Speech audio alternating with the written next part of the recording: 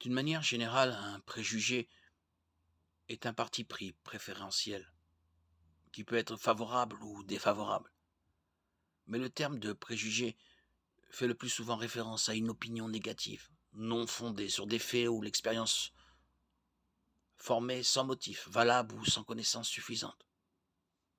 Les préjugés ciblent des groupes ou des types de personnes plutôt que de répondre aux personnes en tant qu'individus. Les préjugés s'expriment généralement par des sentiments, des opinions ou des attitudes déraisonnables et hostiles à l'égard de groupes ethniques, raciaux, sociaux ou religieux. Les préjugés ont joué un rôle important dans l'histoire des religions, certains défendant même les actes de préjugés au nom du christianisme.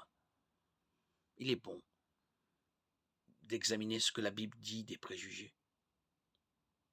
Les êtres humains ont une tendance naturelle à avoir des préjugés à l'égard de toute personne différente. L'Ancien et le Nouveau Testament ont été écrits à des époques de l'histoire de l'humanité où des préjugés raciaux, nationaux et sexuels étaient monnaie courante. Les femmes étaient traitées comme des biens et l'asservissement d'autres nationalités était fréquent. Lorsque Dieu a donné à Moïse la loi pour Israël, il a incorporé des normes morales et éthiques qui étaient inconnues à cette époque barbare. Deutéronome 4.8. Dieu a décrété que son peuple serait différent des nations violentes et impies qui l'entouraient. Lévitique 20.26. Une partie de cette différence réside dans la manière dont ils doivent traiter les autres. Les étrangers parmi eux doivent être traités comme leurs propres frères. Lévitique 19.34. Ce qui élimine les préjugés de leur rang.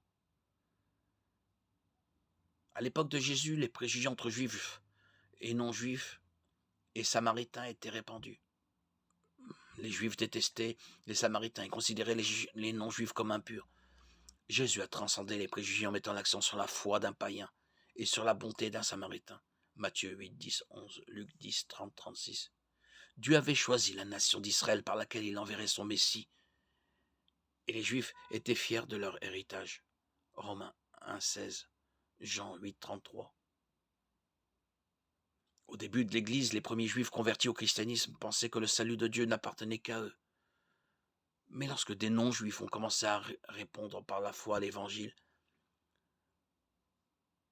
les préjugés juifs enracinés ont rapidement mené à la discorde et la controverse au sein de l'Église.